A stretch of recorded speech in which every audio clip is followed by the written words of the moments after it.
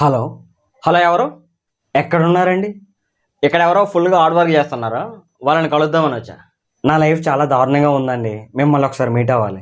అది సర్లే కానీ నీ హార్డ్ వర్క్ గాడు ఏం చేస్తున్నాడు? పడుకున్నాడు.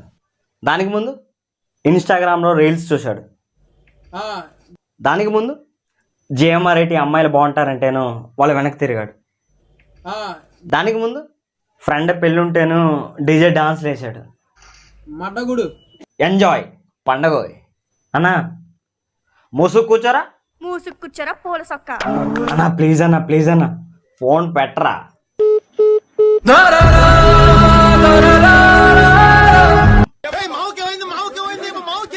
ఉంటామమ్మా.